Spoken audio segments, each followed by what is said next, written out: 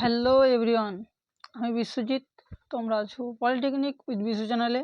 তোমাদেরকে যেমন আগের ভিডিওতে জানিয়েছিলাম যে আমি খুব তাড়াতাড়ি কিছু ইম্পর্টেন্ট বা সাজেশন আনছি ফিজিক্সের উপর, যেগুলি কিনা তোমাদের কিভাবে এমসিকিউ লিখতে হয় বা তার এক্সপ্লেনেশন দিতে হয় তা এই ভিডিওর মাধ্যমে জানাবো। ঠিক আছে, তো যারা যারা নতুন আছে তারা অবশ্যই খুব ভালোভাবে দেখবে যে কীভাবে কী রকমভাবে এমসিকিউগুলো লেখা হচ্ছে এবং তার এক্সপ্লেনেশন দেওয়া হচ্ছে। তো আশা করছি সকলেই এখানে নতুন আছো যারা এই ভিডিওটা দেখছো। তো যদি নতুন হয়ে থাকো একেবারে এই চ্যানেলে, তাহলে অবশ্যই চ্যানেলটাকে সাবস্ক্রাইব করে এগিয়ে থাকবে, যাতে এরকমই তোমরা ভিডিও পেয়ে এগিয়ে যেতে পারো।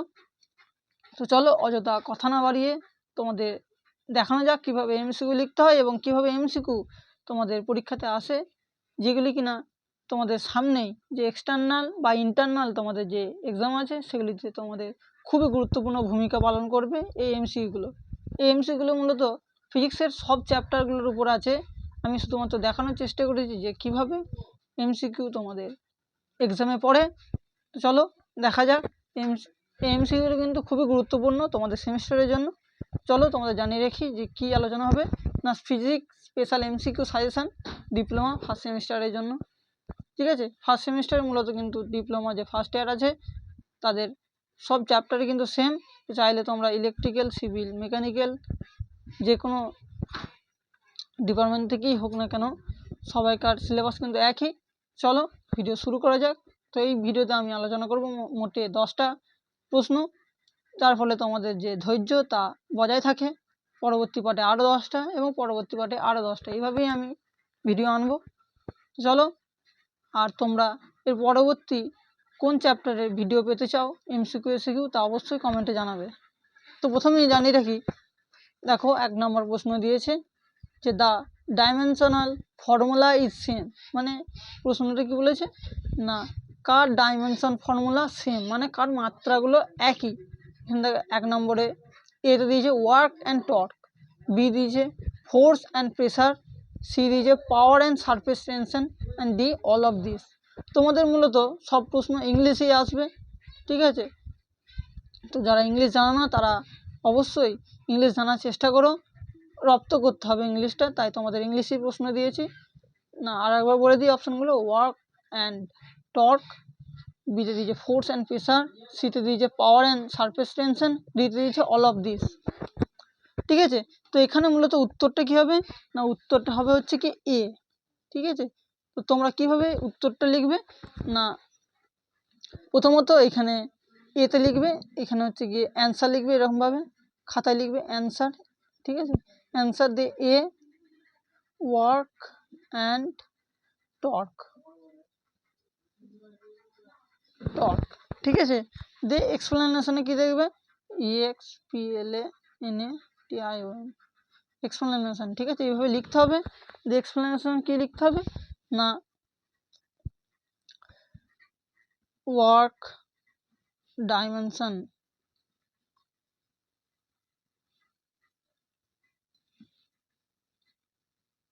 formula is same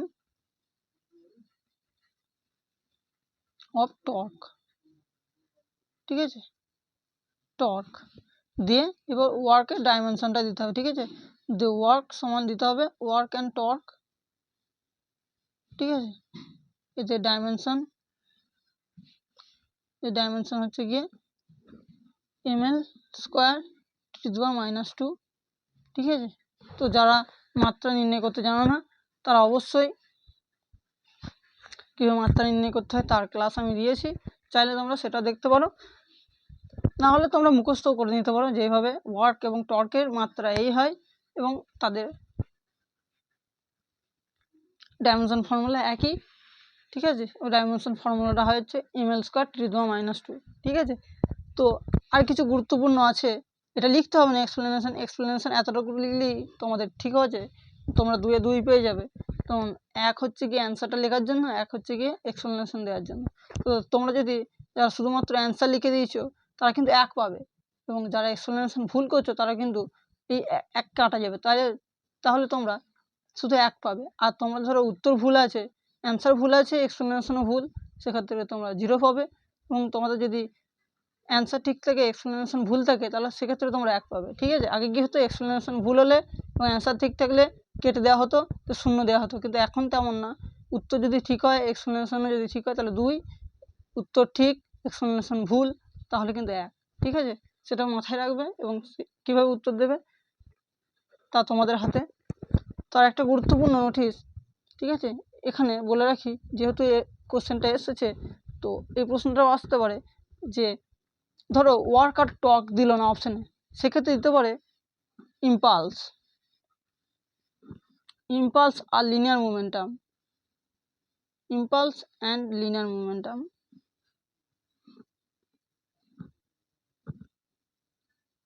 linear momentum, ঠিক আছে, এদেরও কিন্তু মাত্রা একই, কি মাত্রাটা না, mL/(-1), ঠিক আছে, এদের মাত্রা কিন্তু এটা। ঠিক আছে, অপশান কিন্তু এটা দিতে পারে যে ইম্পালস এবং লিনিয়ার মোমেন্টাম। ঠিক আছে, ওয়ার্ক আর টর্কের জায়গায় ইম্পালস এবং লিনিয়ার মোমেন্টাম দিলে এটাও কিন্তু অপশানে ঠিক হতো। এবং আরেকটা থাকে না, অ্যাঙ্গুলার মোমেন্টাম,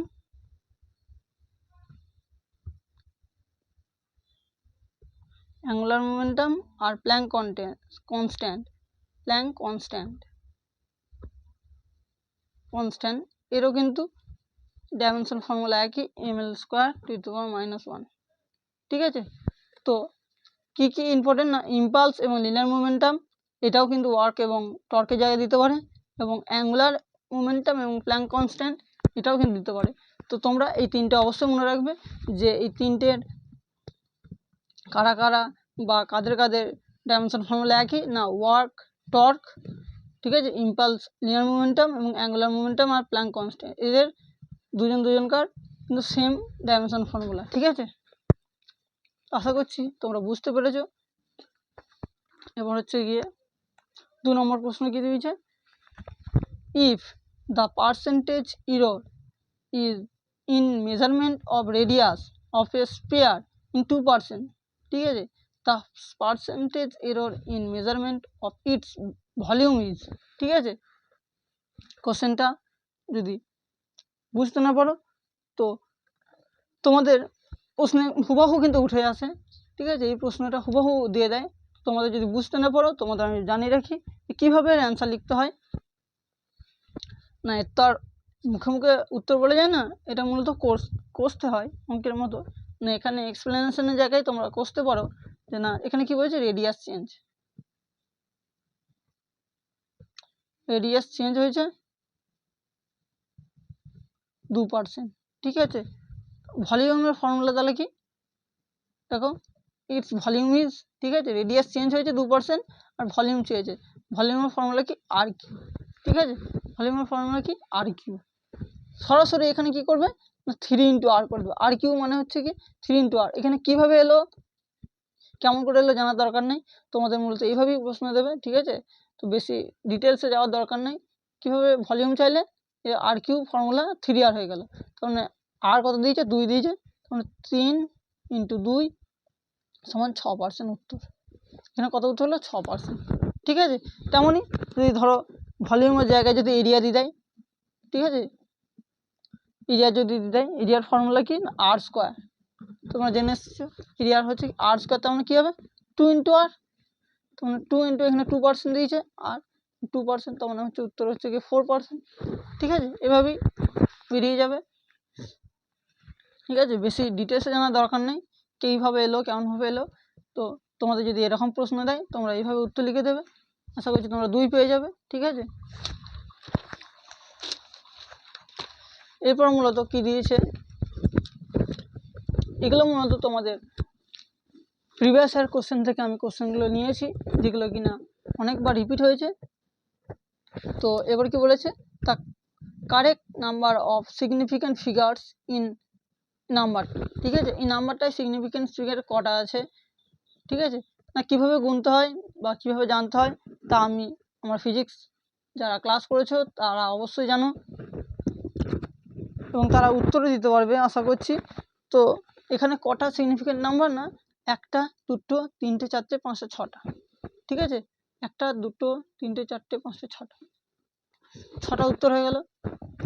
তো এখানে উত্তরটা কি লিখবো না, উত্তরটা লিখবো ধরো তোমাদের বাংলায় আমি প্রথম বলে দিই, যদি 0 দিয়ে, এটা যেহেতু ডেসিমেল নাম্বার, এটা ঠিক আছে, যেহেতু ডেসিমেল নাম্বার একটা, তো যদি 0 দিয়ে শুরু হয় তাহলে সব হবে না। ধরো 0 দিয়ে শুরু হলো, ঠিক আছে, তাহলে 0টা কিন্তু এখানে গণ্য নয়, ঠিক আছে, এই দিক দিয়ে গণনা হবে। আর যদি 1 থেকে 9 দিয়ে শুরু হয় তাহলে কিন্তু সব হবে। ধরো কিন্তু 1 থেকে 1 আছে, 1 থেকে 1 0 এরকমভাবে আছে, সেক্ষেত্রে গণনা হবে। যদি এখানে 0 থাকতো তাহলে কিন্তু সব করে গণনা হতো না, ঠিক আছে। পরে পরে আছে আরও, সেগুলো আমি বলছি যে কিভাবে গণনা করা হয়। যেমন এটা আছে, তারপরে কিছু আছে, তো তোমাদের অবশ্যই বলছি যে কিভাবে বুঝতে হয়। তো চাইলে তোমরা এই এক্সপ্লেনেশনটা তোমরা নিজের মতো লিখতে পারো, ঠিক আছে। আমি আর জটিলতা সৃষ্টি করলাম না। তো চলো, পরবর্তী কোশ্চেন হচ্ছে গিয়ে দ্য কারেক্ট সিগনিফিক্যান্ট ফিগার, ঠিক আছে। আশা করছি তোমরা এর উত্তরটা কমেন্টে দিতে পারবে। তো তবুও আমি বলে রাখি, যেহেতু আমি করাচ্ছি এই সেশনটা, তো মূলত এখানে কত 1টা 2টো 3টে 4টে, এই 0টা কিন্তু ধরা যাবে না, যেহেতু ডিসিমেলের আগে। তো আগেই তোমাদেরকে বললাম যে 0 থাকলে কিন্তু শুরু হবে, 0 থাকলে কিন্তু হবে না, এটা গণনা হবে না। যদি এখানে 1 থাকতো 0-এর আগে, সেখান থেকে গণনা করা হতো, ঠিক আছে। তো এখানে কত হবে 4, ঠিক আছে। এখানে কিন্তু এক্সপ্লেনেশনটা এইভাবেই লেখা যায়, the correct significant number is 4 because this is a decimal number, it start 0, so 0 it's not significant. তো তোমরা তোমাদের মতো লিখবে, ঠিক আছে। এরপর কি দিয়েছে, দ্য কারেক্ট সিগনিফিক্যান্ট নাম্বার, মূলত সিগনিফিক্যান্ট নাম্বারটা অনেকটা বেশি আসে, তাই সরি তোমাদের দিতে হয়েছে যে সিগনিফিক্যান্ট নাম্বার কীভাবে কি আসে, ঠিক আছে।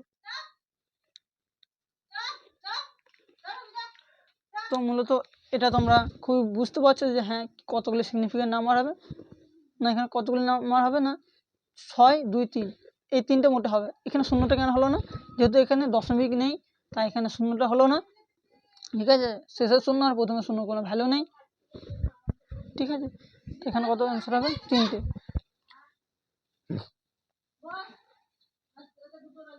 ঠিক আছে। যেহেতু দশমিক বা 0 দিয়ে শুরু নয়, ঠিক আছে, শুরু নয়, তাই শেষের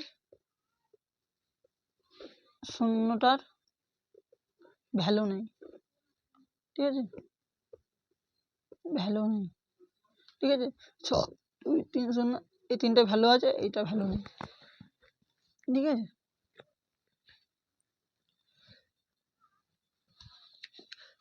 পরবর্তী প্রশ্ন না কি দিয়েছে, the physical quantity has unit but dimensionless, মানে ফিজিক্যাল কোয়ান্টিটি কিন্তু ডাইমেনশন নেই, ঠিক আছে, মানে মাত্রাহীন। ইউনিট আছে কিন্তু মাত্রা নেই, ঠিক আছে। তো কী হবে, electric current, angle, temperature, all of this. এর মধ্যে তোমরা যারা খুব সহজেই উত্তর দিতে পারবে না, এখানে কি উত্তর হবে, অ্যাঙ্গেল। অ্যাঙ্গেলের কিন্তু মাত্রা নেই কিন্তু ইউনিট আছে, ঠিক আছে। এক্সপ্লেনেশনে কি লিখবে না, এটা লিখবে the physical quantity has unit but dimensionless, লিখে দেবে অ্যাঙ্গেল, ঠিক আছে। এটা লিখবে, এটা লিখে অ্যাঙ্গেল লিখে দেবে, এখানে কি লিখবে, তা ইউনিট, অ্যাঙ্গেলের ইউনিট লিখবে হচ্ছে কি রেডিয়ান, ঠিক আছে, রেডিয়ান লিখে দিলে রেডিয়ান। তাহলে পরীক্ষার্থী বা যারা খাতা দেখবে, ঠিক আছে, এক্সামিনাররা, তারা বুঝতে পারলো হ্যাঁ হ্যাঁ তুমি জানো, ঠিক আছে, এতটুকু, ঠিক আছে। এবার 7 নম্বর কি দিয়েছে, গান and rocket principal is best of, মানে যে বন্দুক চালানো হয়, বন্দুক বা রকেট, সেটা কোন নীতির উপর নির্ভরশীল, ঠিক আছে। দেখিয়ে দিয়েছে linear momentum, impulse, angular momentum, none of this.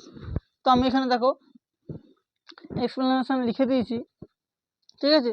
এখানে মূলত যে প্রিন্সিপালটা উত্তর হবে হচ্ছে কি লিনিয়ার প্রিন্সিপাল, হ্যাঁ, আর লিনিয়ার মোমেন্টাম, ঠিক আছে। আমি লিখে দিয়েছি তো গান and rocket principal is best of ঠিক আছে, মানে নির্ভরশীল লিনিয়ার মুভমেন্টের উপর না কিভাবে নির্ভরশীল না এমভি এর সূত্রটা এমভি ইকুয়াল টু 0।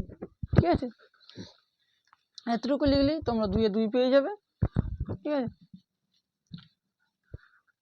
এর পরবর্তী প্রশ্ন, ইম্পালস আই, ঠিক আছে, ইম্পালসকে আই দ্বারা ডিনোট করা হয়, অফ এ ফোর্স এফ, ফোর্সকে এফ দিয়ে ডিনোট করা হয়, acting on a particle for time t is given by. ঠিক আছে, মানে ইম্পালস, ফোর্স এবং টাইম এদের মধ্যে কি সম্পর্ক থাকে। ঠিক আছে, না এদের মধ্যে তোমাদের সম্পর্কটা বলে রাখি যে এদের মধ্যে সম্পর্কটা হয় হচ্ছে গিয়ে আই সমান এফ ইন্টু টি। ঠিক আছে, ইম্পালস সমান হচ্ছে গিয়ে ফোর্স ইন্টু টাইম। ঠিক আছে, ঠিক আছে, এটার কি উত্তর দেব না, এটা হচ্ছে কি এক্সপ্লেনেশন লিখতে হবে। এটা লিখে আই সমান এটা লিখেছিলে, আই সমান ইম্পালস লিখলে, এফ সমান ফোর্স এবং টি সমান টাইম। ঠিক আছে, এতটুকুই। 9 নম্বর, খুব সোজা সোজা কোশ্চেন এগুলো, মূলত তোমাদের রিপিট হয়েছে প্রিভিয়াস ইয়ার কোশ্চেন থেকে। তো আশা করছি তোমাদের খুবই ভালো লাগছে কোশ্চেনগুলো করতে। চলো আমাদের এই সেশনের সেকেন্ড লাস্ট প্রশ্ন, the movement of inertia SI unit. Movement of ইনার্সিয়ার এসআই ইউনিট কি? তো যারা মূলত এর উত্তর জানো না বা এক্সপ্লেনেশন লিখতে হবে যে হ্যাঁ কীভাবে এলো, তোমরা যারা জানো যে হ্যাঁ এর উত্তর হচ্ছে কেজি ইন্টু মিটার স্কোয়ার, চাইলে তোমরা উত্তর লিখতে ধরো, কিন্তু সেক্ষেত্রে তোমরা 1 পাবে। এক্ষেত্রে কিন্তু এক্সপ্লেনেশন লিখতে হবে। এক্সপ্লেনেশনে কি লিখবে, আমরা মুভমেন্ট অফ ইনার্সিয়ার কি সূত্র জানলাম না, I equal to M R square. ঠিক আছে, ঠিক আছে, এক্সপ্লেনেশনটা লিখলে কী হবে, I equal to M R square. এখানে এম এর কি, এম এর আমরা জানি কেজি, মানে ভরের হচ্ছে গিয়ে কেজি, আর আর এর হচ্ছে মাস মানে এম স্কোয়ার। ঠিক আছে, তাহলে তোমরা ডাইরেক্ট তোমরা উত্তর বের করে দিতে পারলে I equal to M R square, মানে আই সমান হচ্ছে গিয়ে কেজি ইন্টু মিটার স্কোয়ার। এক্ষেত্রে তোমাদের এক্সপ্লেনেশনটা হলো এবং উত্তরও সঠিক বেরিয়ে গেল। ঠিক আছে, এবার হচ্ছে আমাদের লাস্ট প্রশ্ন। না লাস্ট প্রশ্ন কি বলেছে, একটা ম্যাথ, যে a 10 Newton force applied on a body to produce in it an acceleration 1 meter per second square, the mass of the body। ঠিক আছে, মানে ভর নির্ণয় করতে দিয়েছে। ঠিক আছে, তো মূলত কি কি দিয়েছে প্রথম আমরা লিখে নিই না, এফ ইকুয়াল টু দিয়েছে 10 নিউটন। ঠিক আছে, অ্যাক্সেলারেশন ইকুয়াল টু দিয়েছে 1 মিটার পার সেকেন্ড স্কোয়ার। ঠিক আছে, এটা ক্যাপিটাল লিখতে পারো, স্মল লিখতে পারো। ঠিক আছে, আর কি জিজ্ঞেস করেছে, মাস, মাস ইকুয়াল টু কত জিজ্ঞেস করেছে। ঠিক আছে, তো আমরা এই রিলেটেড আমরা অবশ্যই ফর্মুলা জানি যে কি, F equal to M A, আমরা জানি সবাই ফর্মুলাটা, F equal to M A, F দেওয়া আছে 10 নিউটন, মাস দেওয়া আছে 1, আর অ্যাক্সেলারেশন দিয়েছে 1, এম বার করতে বলেছে, তার মানে হচ্ছে কত হলো না, এম ইকুয়াল টু 10 কেজি। খুব সহজে বেরিয়ে গেল 10 কেজি উত্তর। তো এইভাবেই তোমাদের ছোটো ছোটো অঙ্ক দেবে কিছু। তো যদি ভালো লাগে তাহলে অবশ্যই চ্যানেলটাকে সাবস্ক্রাইব করে একটা লাইক দিয়ে রাখবে। আশা করছি এর পরবর্তী পার্টে আরও ভালো ভালো তোমাদের কিছু ভিডিও দেবো এবং এমসিকিউ এসএকিউ সাজেশন দেবো, যেগুলো তোমাদের এক্সটার্নাল এবং ইন্টারনাল পরীক্ষায় খুবই সাহায্য করবে। তো আজ এতটুকুই।